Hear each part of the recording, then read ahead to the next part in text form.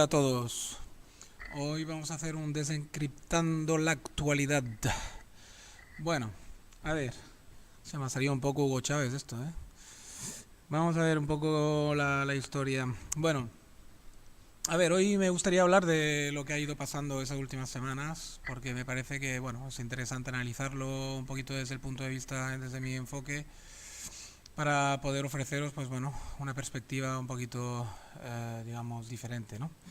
Sobre la actualidad que te pueden contar los medios de comunicación habituales o bueno, o digamos canales así más politizados o con un sesgo político más, digamos, pronunciado, ¿no? En otros canales de YouTube con gente que hace cosas similares a mí, ¿no? A mí me gusta darle esta pátina, este enfoque un poquito más filosófico, un poquito más, digamos, analítico, en el cual, digamos, procuro pues ser lo más, pues, digamos, justo, más comedido, más, digamos, estar un poquito en el equilibrio, ¿vale? Entonces vamos a analizar primero de todo el atentado de Estrasburgo. El que me haya seguido desde hace algún tiempo sabe que tengo 4 audiovídeos que hablo sobre el yihadismo en Europa y hago un análisis muy pormenorizado del tema. Invito a los que quieran, digamos, tener ese tema como muy desarrollado, pues escuchar o los 4 o el que pueda o poco a poco, porque son bastante largos. Pero que les invito porque ahí hago un análisis bastante a fondo del tema, ¿no? Del por qué ocurre tanto en Francia en particular, etcétera, ¿no? Lo que, digamos, ha marcado y le da un cariz un poquito más especial a este atentado en Francia, el de Estrasburgo, es que, digamos, esta vez se enmarca en la situación que vive Francia, que como todos sabéis, el tema de los petos amarillos, ¿no? Gilets jaunes, como dirían en Francia, o como dicen en Francia, o petos amarelos, como diría un portugués o un brasileiro. Bueno, pues el tema de este atentado se ha enmarcado dentro de esta dinámica que es bastante especial. Entonces le ha dado un cariz un poco diferente en cuanto al análisis que han hecho de él en Francia, ¿no? Ya podéis imaginar que toda la tendencia esta que se enmarca un poquito en los petos amarillos, ha habido mucha gente que ha hecho un análisis, pues bueno, un poco como conspiranoico, porque ya los petos amarillos ya viene de un trasfondo bastante conspiranoico, es decir, todo esto viene un poquito de... Es que ahora que lo tengo analizado cada vez más a fondo, el fenómeno petos amarillos, cada vez me doy más cuenta que hay bastante es decir, hay un ambiente en Internet en general, en Francia en particular, pero en toda Europa, que está muy...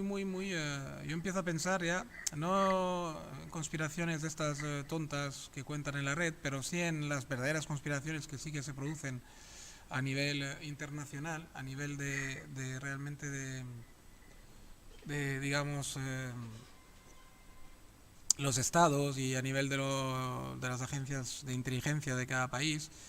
Por ejemplo, lo que está quedando cada vez más claro y ha quedado claro desde hace un tiempo para adelante es que hay una guerra psicológica, una guerra, digamos, en la red, desde que se creó redes como YouTube o Facebook, entre la inteligencia rusa, por una parte, y China, digamos, el bloque un poco ruso-chino, que es un poco el que disputa un poquito el cetro a los angloamericanos, ¿no? Y la inteligencia americana, digamos, ¿no?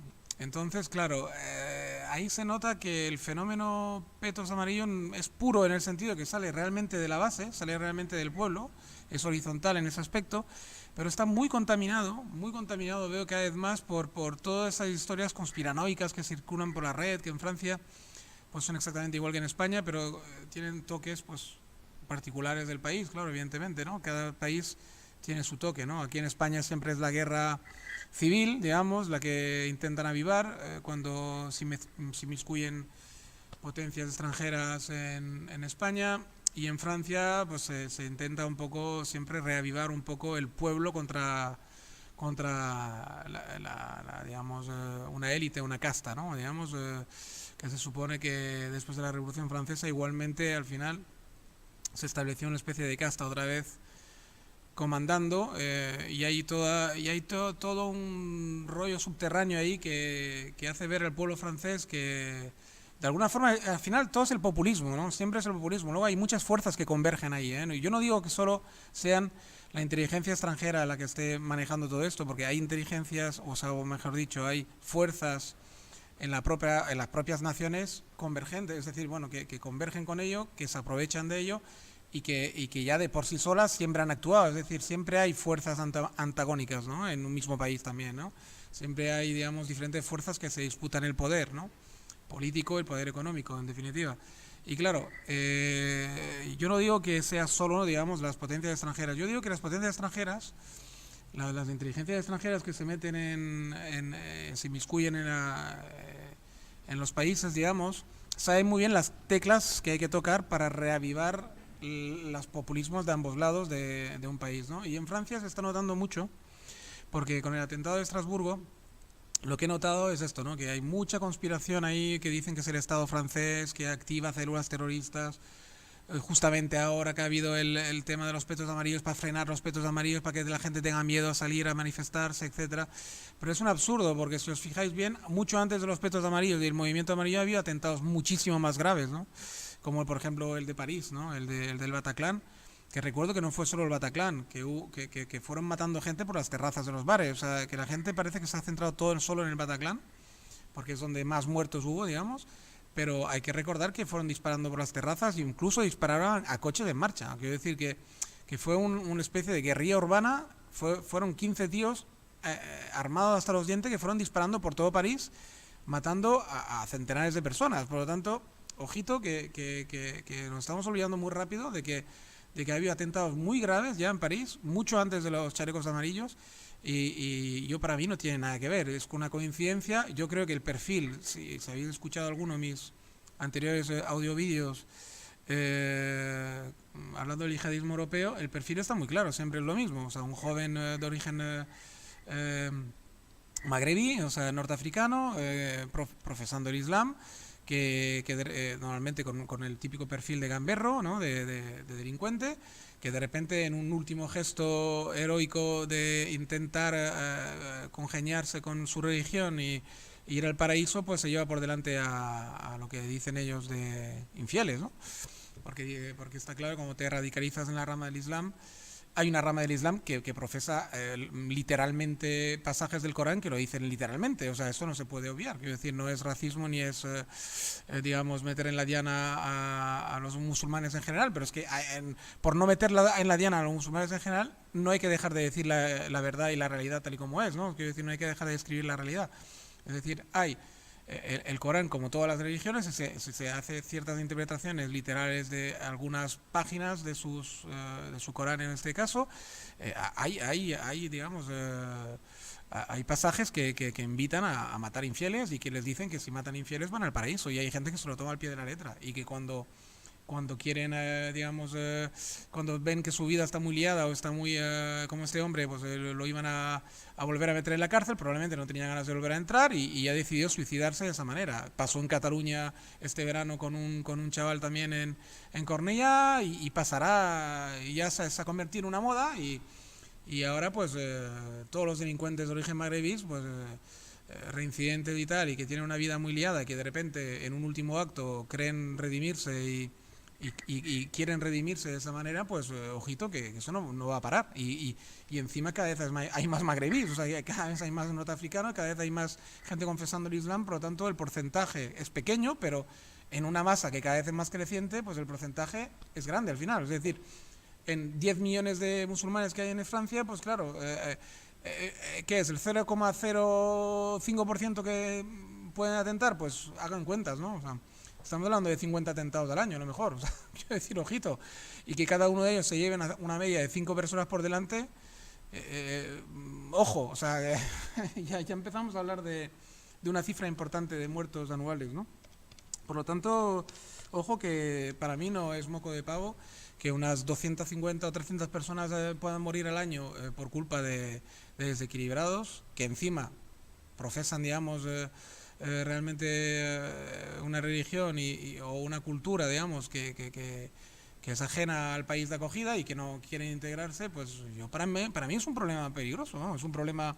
Sí, otros dirán que, bueno, son los mismos muertos que hace un accidente de coche. Vale, muy bien, pero un accidente de coche, todo el mundo tiene coche y todo el mundo está expuesto a esto, y el coche es inevitable en nuestra sociedad, y el coche está incorporado en la sociedad y es una cosa que está en nuestra cultura y en nuestra infraestructura. Lo otro lo hemos importado porque queremos, es decir, hemos importado un peligro más a nuestra sociedad, una posibilidad más de morir de forma completamente injusta y absurda, pudiéndolo evitar, en fin, pudiéndolo evitar por lo menos en el 0,5% ese de ellos que están fichados y que la gente sabe exactamente que pueden pasar, o sea, vamos, en definitiva, los que delinquen y multidelinquen, yo, para mí, los expulsaría, así se evitaría muchísimos problemas. Y no creo que sea ni racista, ni xenófobo, ni cosas de estas, decir algo así que me parece como de lógica y de cajón, ¿no? Digamos. Luego habría que estudiar muy bien cómo hacerlo de forma democrática y de forma, digamos, ordenada, ¿no? Y no de forma totalmente racista, justamente, y de forma, digamos, completamente injusta, ¿no? Habría que estudiarlo, pero para que no peguen justo por pecadores, me refiero, para que no paguen justo por pecadores, pero yo creo que es una cosa que se tendría que poner sobre la mesa y calmaría mucho los ánimos, ¿eh? Porque hay mucho subida a la extrema derecha y es por culpa que nadie está enfrentando ese tipo de problemas y a mí me parece muy mal, porque esa es la punta del iceberg, luego problemas, ese tipo de población traen muchísima más aparte de esta, que esa es la gorda, pero traen muchos más problemas por no querer enfrentar la realidad tal y como es y saber que hay que integrarlos de otra manera, esta gente, hay que integrarlos mucho más, ¿no? Y luego, por último, bueno, ya he hablado de chalecos amarillos y Estrasburgo un poco mezclado porque además estaba todo muy reliado. Y por último, me gustaría hacer 5 céntims, como decimos aquí en Cataluña, o sea, un trocito de hablar de Cataluña, de los CDR, de lo que va a pasar el viernes, etcétera, lo que puede pasar. Bueno, a ver, decirles primero que todo a los oyentes españoles o hispanoamericanos que el ambiente no es tan crispado como lo pintan los medios de comunicación que viven del sensacionalismo cada vez más, porque además han cogido el ejemplo este anglosajón de prensa, que es estúpido, con las músicas estas apocalípticas y tan, Cataluña, tan, y parece que las cosas sean siempre, bueno. A ver, aquí la cosa está tensa, la sociedad está dividida un poquito en dos partes, está bastante claro, quiero decir, hay catalanes de pura cepa y catalanes de la inmigración, de hijos de la inmigración que se han apuntado a todo este tema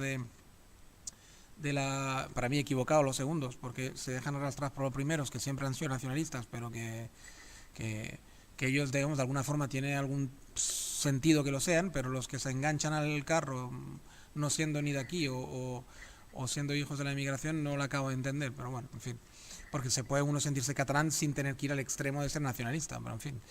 El caso es que digamos que sí que es verdad que hay una parte que se ha metido ahí en el movimiento este, está clarísimo, son bastantes, no se puede negar la realidad tampoco, son muchos, yo los cifro alrededor de 1,5 millones de personas, así, adultas, quiero decir, activas, o sea, mayores de edad. Y luego hay una parte importante, yo creo que más, incluso los 2 millones de personas que o bien pasan del tema, o hay 1 millón que está claro porque han votado, digamos, a un partido político que está en contra de la independencia, que sí que está activamente en contra, pero hay 1 millón flotando por ahí que o bien votan a partidos que no se han definido, o bien no votan directamente, y hay un par de millones de personas, un par de millones y medio de personas en Cataluña que, digamos, pues no se sabe bien qué piensan del asunto, ¿no? Pero sí que hay 1 millón y medio de personas que claramente están en contra de la independencia porque han votado un partido político, y hay 1,5 millones de personas que claramente están a favor, ¿no? Y luego hay una cosa flotando que no sabe bien por dónde irían en caso de que la cosa se pusiera seria, ¿no? Pero bueno, decirles que se vive con bastante naturalidad, no hay un enfrentamiento de la gente, hay frialdad, hay un poco de nadie habla del tema, o sea, el tema está tenso, pero no hay todavía yo no veo un ambiente de guerra civil, ni creo que la vaya a haber, porque ni los que están realmente a favor están tan radicalizados ni tan violentos como para lanzarse al monte y con las armas, ni los que están en contra están por el labor tampoco de hostigar o de hacer actos violentos, por mucho que potencias extranjeras o por mucho que, digamos, potencias locales o extremistas lo intenten, yo creo que no lo van a conseguir. No va a haber, digamos, salvo incidentes o cosas extrañas que puedan ocurrir, que siempre pueden ocurrir cuando hay una manifestación. En principio no es la intención, no hay intención de esto, ¿vale? Yo lo digo para que la gente se relaje y no se tome, o sea, las cosas están tensas, hay un ambiente un poco enrarecido, pero no hay un ambiente pre-guerra civilista en Cataluña, ¿vale? Todavía no, al menos. Y no creo, ya le digo, yo pronostico que no lo va a haber, ¿vale? Porque las cosas están enconadas, pero no hay tampoco este ambiente de hostilidad y de odio todavía ahí, porque no ha habido ningún acto, ni por una parte ni por otra, tampoco de barbarie, ni de odio, o sea, no hay de momento nada que... Todo está amparado todavía por los políticos y ojalá que siga así, ¿no? Bueno, yo me voy a despedir porque hoy lo quería hacer cortito.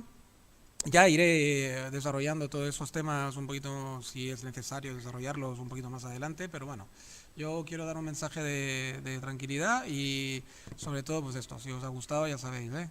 Y suscribiros y darle al famoso like este. Venga, chao, chao, chao.